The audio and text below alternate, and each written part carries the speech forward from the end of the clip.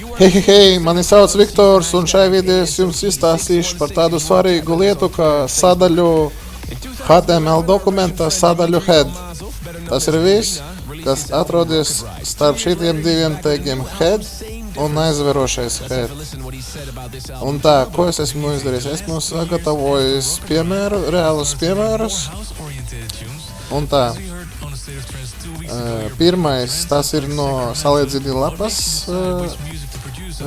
kods, ar iespēju view page source. Un kā redziet, te ir head sadaļa, pēc tam te head sadaļa sākas, un te viņa beidzas. Paskatīsimies, kas ir te iekšā.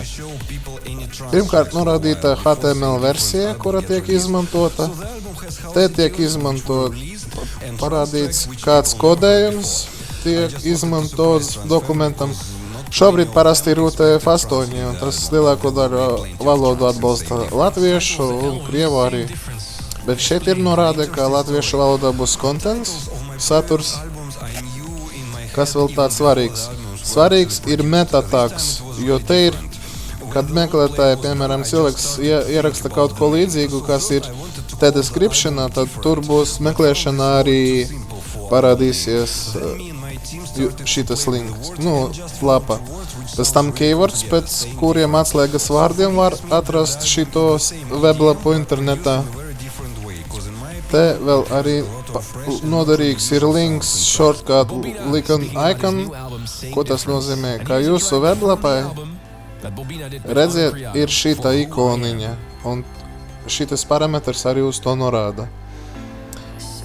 Te vēl papildus visādas lietas, bet vēl svarīgākais ir šitas links, jo tas ir links uz CSS failu, tas ir uz stilu tabulu, kur tā jums atrodas lokāli, tur arī, vai arī universālo adresi, kad pilna adrese tiek uzrakstīta.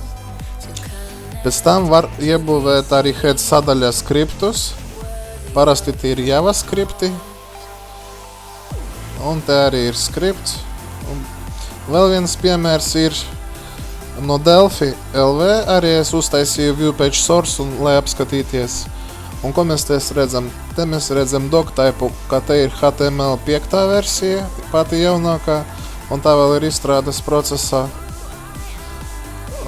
Title, tas ir lapas nosaukums, atkal ir charset, tas ir satura kodējums, te ir autors Delphi, atkal ikoniņa, description, te ir parametrs, es domāju, uzrakstīts, rekur, te arī ir tas content, te ir arī tas apraksts, rekur ir te keywords, ar kuriem var atrast Delphi meklēšanā rakstot.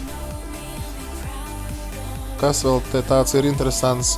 Atkal ir links uz stilu tabulu, jo pateikšu jums tā, ar tām stilu tabulam ir tā, ka tas ir šobrīd ir visur izmantoti, tāpēc, ka jūs vienā faila stila tabula varat visu kaut ko aprakstīt, bet pēc tam par to arī būs pēc tam video. Tā, te ir skripts, tas ir iebūvēts skripts, head sadaļā. Piemēram, arī var skriptu pievienot arī kā ārējo failu, tāpat kā stilu tabulu.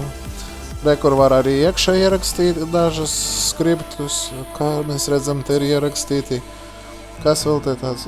Te bija galvenais, ko es jums gribēju parādīt. Un vēl, kas ir svarīgs manā weblapā tesfu1.lv, ir tieši tāds kā piemērs, raksts par head sadaļu. Un te ir aprakstīti galvenie tie tagi, kuri tur tiek izmantoti. Un viss kaut kas, to jūs jau paši varēsiet apskatīties, ko mēs tagad izdarīsim. Vienīgais, ko mēs te varam, pagaidām neko īpaši nevaram izdarīt, bet šī video mērķis bija jums pastāstīt tieši par to HTML dokumenta head sadaļu, jo tā ir ļoti svarīga. No kāda viedokļa? Pirmais var pievienot ārējos kāds stilu tabulas, otrais JavaScript failus arī ārējos. Un pats interesantākais, ka tos stilus un JavaScript failus var arī iebūvēt iekšā head sadaļā, jo dažreiz tas ir vajadzīgs. Un, protams, par meklētāju tas ir ļoti svarīgi. Meta keywords description un meta description un meta keywords. Google, kad indeksē jūsu lapu, uz šitiem tegiem skatās, un ja viņus tur nav, tad sanāk, ka Google neindeksē jūsu lapu. Nu, visu, paldies par uzmanību.